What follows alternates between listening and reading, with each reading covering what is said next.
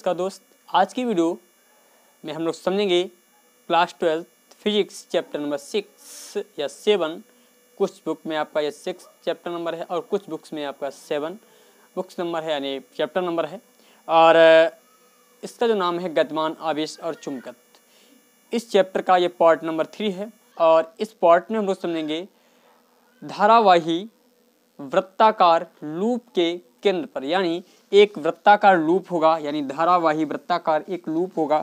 Suppose जैसे ये देखिए, लूप का मतलब ये होता है एक कोई धारावाही चालक होगा, वो इस प्रकार का होगा, ये लूप के रूप में, इस प्रकार यानी लूप के रूप में होगा। और इसके केंद्र पर हमें, यानी यहाँ पर हमें वैद्युत क्षेत्र की गणना करनी पड़ेगी। और इसके साथ ही साथ हम लोग समझेंगे कोई गतिमान आवेश होगा, यानी क्यू आवेश जो है v वेग से गतिमान होगा t समय के लिए। तो इसके कारण मान लेते हैं r दूरी पर यहाँ कोई बिंदु P स्थित है, तो उसकी हम लोग चर्चा करेंगे। तो मैं आपसे एक बात कहूँगा, इस वीडियो को एंड तक देखिएगा, आपको बहुत सी चीज़ें क्लियर होने वाली हैं इस वीडियो में। तो मेरे आपसे रिक्वेस्ट है, इस वीडियो को लीव मत कीजिएगा और एक एक टॉपिक को नोट करिएगा अपनी बुक्स में। और मैंने बताया है, यदि आप न्यू स्टूडेंट हो तो हमारे चैनल यूनिक ज्ञान एकेडमी को सब्सक्राइब कर लो। यूनिक ज्ञान एकेडमी को सब्सक्राइब करके बेल आइकन को दबा दो, जिससे आपको आने वाली प्रत्येक वीडियो की नोटिफिकेशन मिलती रहे।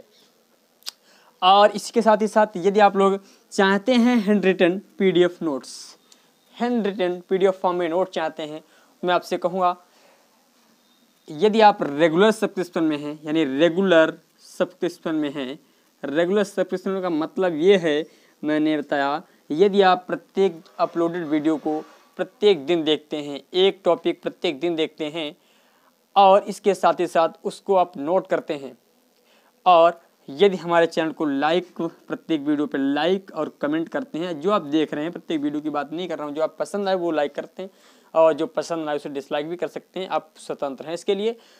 लाइक डिसलाइक जो भी करेंगे। तो यदि आप रेगुलर सब्सक्रिप्शन में हैं, रेगुलर हैं, तो आपको हैंड रिटन नोट्स फ्री मिलेगा केमिस्ट्री और फिजिक्स का। केमिस्ट्री और फिजिक्स का यानी ये ऑफर रूप में आपके लिए चल रहा है, केमिस्ट्री और फिजिक्स का। और कुछ स्टूडेंट इसका लाभ ले रहे हैं। मैं आपको बता दूं, जो स्टूडेंट इसका लाभ ले रहे हैं उनको बहुत अच्छा फ़ायदा हुआ है। और 2021 में बोर्ड एग्जाम तो नहीं हुए, परंतु उनका ये कहना है यदि उनसे एग्ज़ाम भी लिया था तो लगभग में 90+ क्रैक करती है, मेरा प्रॉमिस है। जो फिजिक्स और केमिस्ट्री हमारे हैंड रिटन नोट्स यानी पीडीएफ फॉर्म से पढ़े हैं, उनको बहुत अच्छा फ़ायदा हुआ है। यदि आप लोग भी लेना चाहते हैं तो रेगुलर सब्सक्रिप्शन में जाएं, रेगुलर सब्सक्रिप्शन में जाएं और फ्री पाइएगा केमिस्ट्री और फिजिक्स का हैंड रिटन नोट्स। और यदि आप लोग इसे जो है परचेज करना चाहते हैं तो इसका कॉस्ट जो है, यानी इसका कॉस्ट प्राइस जो है, केमिस्ट्री का लेंगे, यदि आप केवल केमिस्ट्री या फिजिक्स का ले रहे हैं तो आपको केवल एक नोट्स पड़ेगा 249 रुपये में। और यदि आप दोनों नोट्स ले रहे हैं तो आपको मिलने वाला है 449 रुपये में।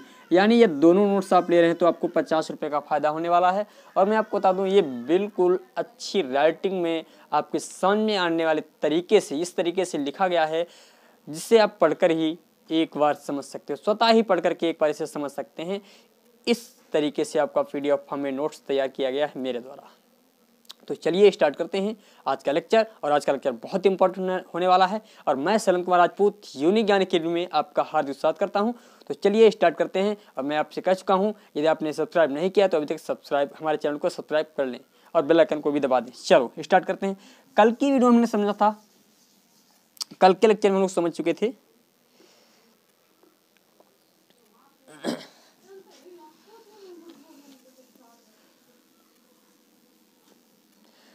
कल के लेक्चर में हम लोगों ने समझा था कि एक वृत्ताकार चाप लिया था। ये वृत्ताकार क्या था? चाप था।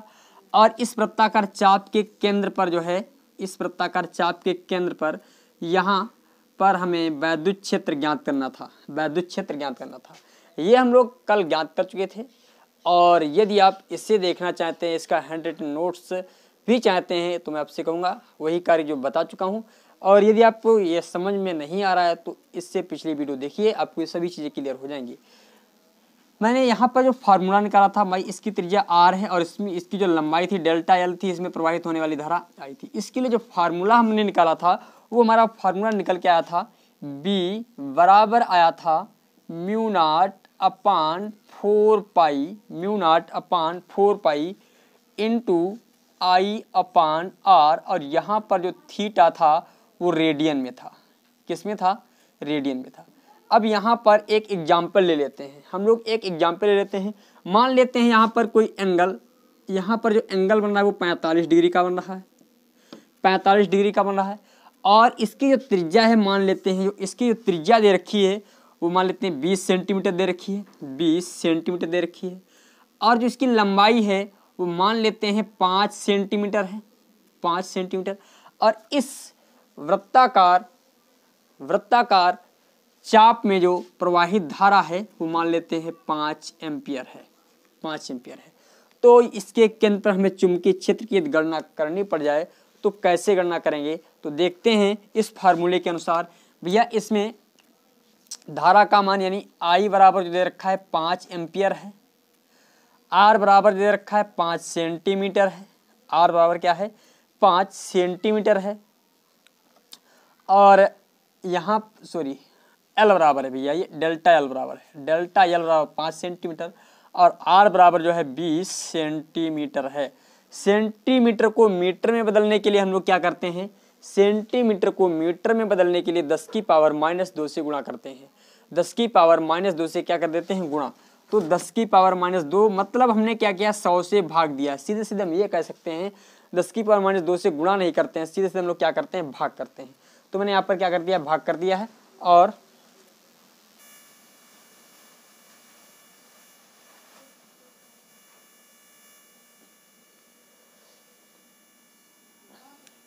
यहाँ पर देखिए इसके पश्चात R का मान मिल गया, और थीटा बराबर, जो थीटा हमारा दे रखा है, थीटा बराबर दे रखा है 45 डिग्री। और मैंने आपको बताया था किसी भी डिग्री को फॉर्म में बदलने के लिए, डिग्री को रेडियन फॉर्म में बदलने के लिए π/4 से क्या करते हैं? गुणा कर देते हैं। यानी इससे कर देते हैं π/18 से क्या करेंगे? हम लोग गुणा करेंगे। तो 45 सेकंड 45 चक्कू 180, तो थीटा 45 का जो मान आ गया π/4, थीटा 45 का जो मान आया है π/4, यानी इसका रेडियन जो मान ये आ गया। अब देखें इसे, इसके अनुसार हमें निकालना क्या है? ये चुंबकीय क्षेत्र B की गणना करनी पड़ जाए तो कैसे निकालेंगे? तो B बराबर होता है, B बराबर mu naught upon 4 pi into I upon R, और थीटा किस में है भैया? रेडियन में। थीटा जो है हमारा रेडियन में है। अब देखिए म्यू नॉट अपान 4 पाई का जो मान होता है 10 की पावर -7 होता है, 10 की पावर -7 होता है, और I का जो मान दे रखा है 5 एम्पियर है, गुणे 5 एम्पियर कर दिया। और जो इसके पश्चात यहाँ पर हमें डेल्टा L की आवश्यकता, जो हमने फाइनल फार्मूला, हाँ यही निकाला था, इसमें डेल्टा L की आवश्यकता भी हमें है ही नहीं, क्योंकि इस फार्मूले में डेल्टा L की कोई आवश्यकता नहीं है। अब देखिए जो त्रिज्या दे रखी 20 सेंटीमीटर, और 20 सेंटीमीटर को मीटर में बदलेंगे तो 10 की पावर -2 से गुणा करेंगे। इससे हम इस प्रकार भी लिख सकते हैं 10 की पावर -1 भी, 2 गुणे 10 की पावर -1 भी लिख सकते हैं। तो देखिए यहाँ पर रेडियन और I का मान भी वैल्यू पुट कर दिया, अपान में हो जाएगा 2 गुणे 10 की पावर -1, और रेडियन में जो मान है यानी थीटा का मान जो है π/4 है, तो π/4 मैंने वैल्यू पुट कर दिया। तो देखिए यहाँ पर 10 की पावर -1 को जब ऊपर भेजेंगे तो प्लस का हो जाएगा, 10 की पावर -1 को जब ऊपर भेजेंगे तो प्लस का हो जाएगा, तो माइनस का 7 है, प्लस का ये वाला 1 हो जाएगा, तो 10 की पावर -6 रह जाएगा। और यहाँ पर जब इसको इससे भाग देंगे तो यहाँ पर आ जाएगा 2.5, और पाई का मान होता है 3.14, पाई का मान होता है 3.14 बटे आ गया हमारा 4, बटे क्या आ गया? 4। अब देखिए इसको आप जो कैलकुलेट करेंगे, कैलकुलेट करने के पश्चात जो भी आपको मान मिलेगा, ये कैलकुलेशन स्वयं कीजिएगा, और इसमें आपको जो भी मान मिलेगा उसी को, वही क्या होगा? हमारा बिंदु P पर वैद्युत क्षेत्र का मान होगा, वही जो है बिंदु P पर वैद्युत क्षेत्र का मान होगा। समझ गए? अब देखते हैं हम लोग एक नए टॉपिक की ओर। तो चलिए स्टार्ट करते हैं। टॉपिक जो है वृत्ताकार धारावाही लूप। अभी मैंने चाप के लिए निकाला था और अब हम लोग पूर्ण लूप के यानी पूरा लूप होगा उसके केंद्र पर हम लोग निकालने चल रहे हैं वैद्युत क्षेत्र की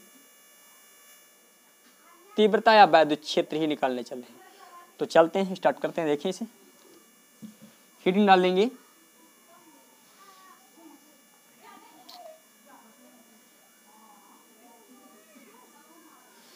हीटिंग डालेंगे। किसी वृत्ताकार धारावाही लूप के केंद्र पर उत्पन्न वैद्युत क्षेत्र किसी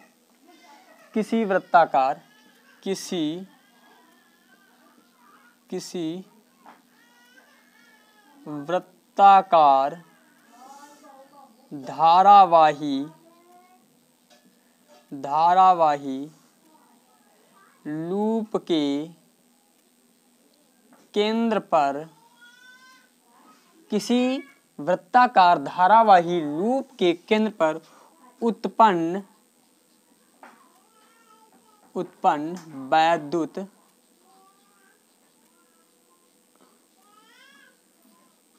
उत्पन्न वैद्युत क्षेत्र, हमें जो है इसके केंद्र पर उत्पन्न वैद्युत क्षेत्र की गणना करनी है। ये हमारा कोई धारावाही लूप है, ये जो है हमारा धारावाही लूप और जो इसकी त्रिज्या मान लेते हैं r है। इसकी त्रिज्या क्या है? r है। और यहाँ पर ये इसका केंद्र है। केंद्र P पर हमें चुंबकीय क्षेत्र फाइंड आउट करना है और इसमें प्रवाहित होने वाली जो धारा है वो I है। इसमें प्रवाहित होने वाली जो धारा है क्या है? I है। तो आपको ये फिगर बनाने के पश्चात थ्योरी लिखनी है। थ्योरी में क्या लिखना है? थ्योरी में आपको लिखना है एक वृत्ताकार धारावाही लूप जिसकी त्रिज्या r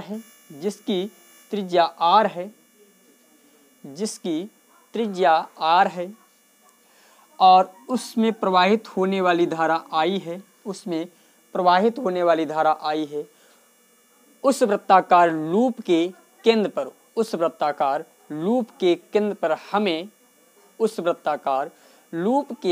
पर हमें चुंबकीय क्षेत्र की गणना करनी है। तो देखें, ये लिखने के पश्चात अब डालेंगे गणना करनी है। इसके पश्चात ये माना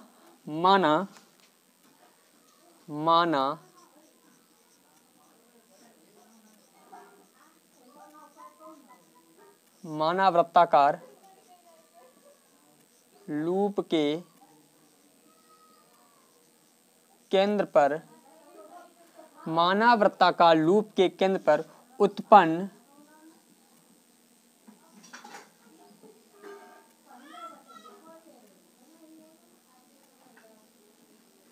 उत्पन्न वैद्युत क्षेत्र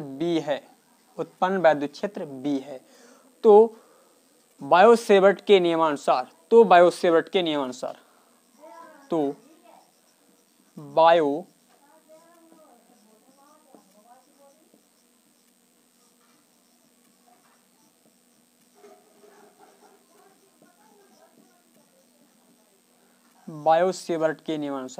B बराबर हो जाएगा म्यू नॉट, क्योंकि बायो-सेवर्ट का नियम होता है B बराबर होता है म्यू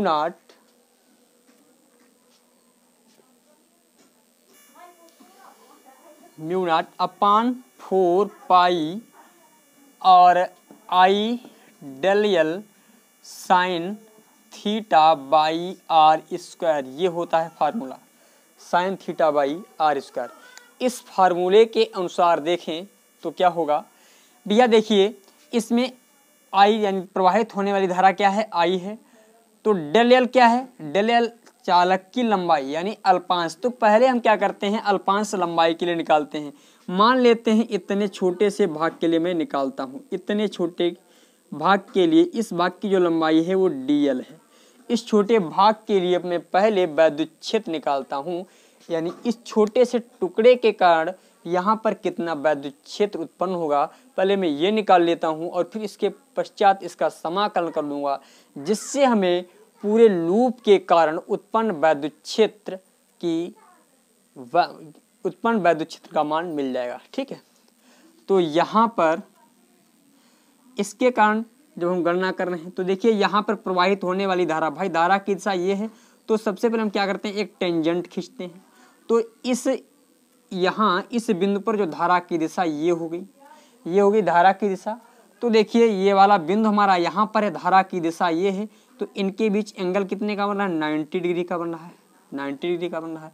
तो मतलब यहाँ पर जो थीटा बराबर हो गया हमारा 90 डिग्री हो गया, थीटा बराबर 90 डिग्री हो गया। और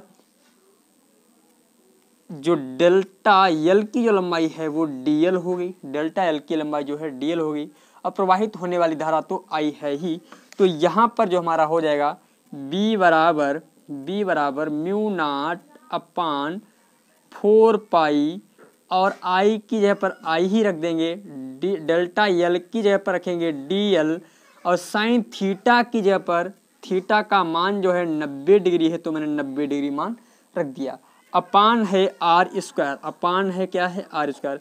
अब देखिए हमें ज्ञात है साइन थीटा बराबर क्या होता है, साइन 90 का मान जो होता है 1 होता है, साइन 90 का मान 1 होता है। तो देखिए बी बराबर आ जाएगा mu naught upon 4 pi I d l upon are square, upon are square. ये जो है हमारा किसका मान आ गया, ये जो है डी एल का, यानी जो इस अति सूक्ष्म भाग के कारण उत्पन्न चुंबकीय क्षेत्र भी अति सूक्ष्म होगा, उत्पन्न चुंबकीय क्षेत्र भी क्या होगा, अति सूक्ष्म होगा। तो मैं इसे मान लेता हूँ डीबी। तो यहाँ पर लिखना अति सूक्ष्म भाग के कारण, अति सूक्ष्म भाग के कारण केंद्र पर उत्पन्न चुंबकीय क्षेत्र, अति सूक्ष्म भाग के कारण, यहाँ पर लिखें अति सूक्ष्म भाग के कारण, भाग डेल्टा डीएल के कारण, डीएल के कारण उत्पन्न चुंबकीय क्षेत्र, उत्पन्न चुंबकीय क्षेत्र। अब देखें यहाँ पर मैं थोड़ा रफ करता हूं इसे। अब ये जो है बहुत छोटे से भाग के लिए हमें मिल गया, मैंने चित्र गलत मिटा दिया, मैं दोबारा फिर बनाऊंगा छोटा सा यहाँ पर समझाने के लिए। भैया ये हमारा छोटा सा चित्र, यहाँ पर इतने भाग के लिए हमने निकाला था, डीबी निकाला था, यहाँ पर क्या था, बिंदु P स्थित था, ठीक है, इसमें प्रवाहित होने वाली धारा आई थी। चलो अब हमें क्या करना है, पूरे लूप के कारण, इस पूर्ण लूप के कारण केंद्र पर उत्पन्न वैद्युत क्षेत्र। तो यहाँ पर इसके पश्चात तो संपूर्ण लूप के कारण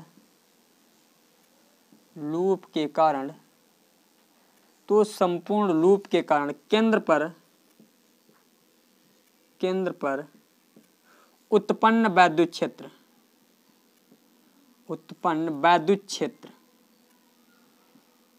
वैद्युत क्षेत्र क्या हो जाएगा, वैद्युत क्षेत्र क्या होगा। देखिए अब हम लोग क्या करते हैं, इसका एकदम समाकलन कर दें, इसका क्या करें, समाकलन कर दें। तो यहाँ पर लिखिएगा डी बी बराबर mu naught upon 4 pi I d l upon are square का समाकलन करने पर, दोनों पक्षों का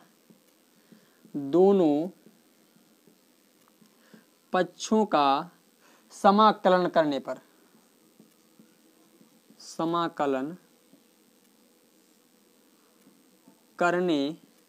दोनों पक्षों का हम लोग क्या करेंगे, यदि यहाँ पर समाकलन कर दें, दोनों पक्षों का यदि हम लोग यहाँ पर समाकलन कर दें तो देखिए क्या हो जाएगा भैया, यहाँ पर हो जाएगा आपका डी बी का जब समाकलन कर देंगे, और यहाँ म्यू नॉट अपान 4 पाई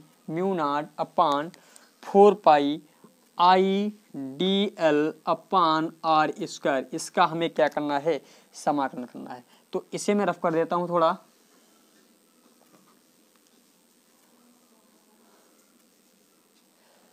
हाँ यहां पर देखें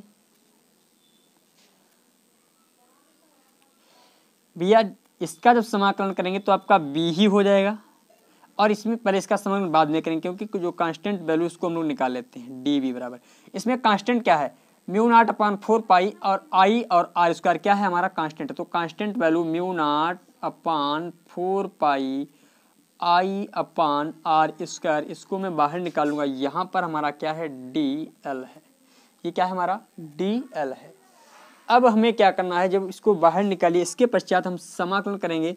तो इसका जो समाकलन हो जाएगा हमारा बी हो जाएगा, इसका समाकलन बी हो जाएगा। और यहाँ पर कांस्टेंट वैल्यू है mu naught upon 4 pi into I upon are square. भैया इतने भाग के लिए, इतने के लिए भाई ये है, तो पूरा इसके लिए पूरा क्षेत्रफल यानी परिधि है। भाई हमें क्या लगानी है, परिधि।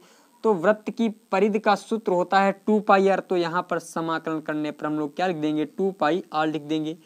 पाई से पाई कट जाएगा, 2 एकन 2, 2 दूनी 4, आर से एक आर कट जाएगा। तो यानी पूर्ण लूप, यानी यहाँ पर पूर्ण लूप के कारण, पूर्ण लूप के कारण उत्पन्न चुंबकीय क्षेत्र B बराबर हो जाएगा mu naught upon 2 pi I upon R. ये हो गया किसके लिए, एक फेरे के लिए।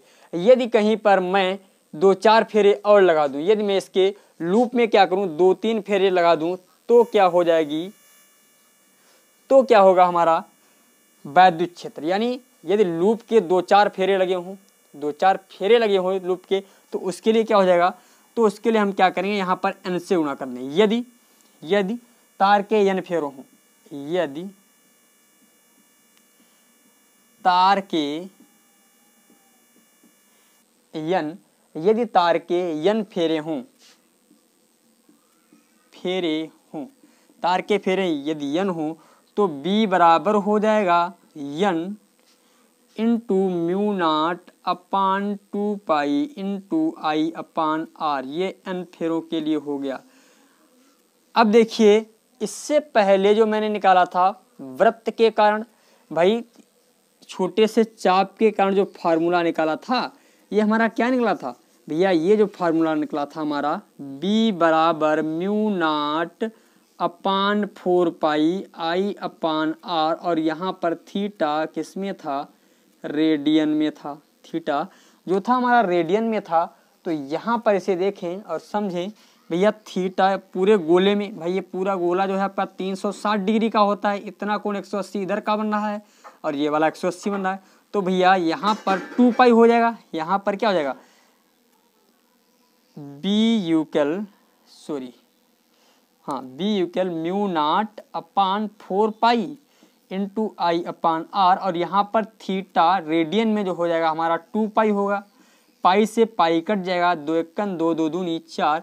तो इस प्रकार भी हम निकाल सकते थे पूरे लूप के कारण, इस विधि से भी हम लोग निकालना चाहते तो निकाल सकते थे। वैद्युत क्षेत्र हो जाएगा mu naught upon 2 pi into I by are.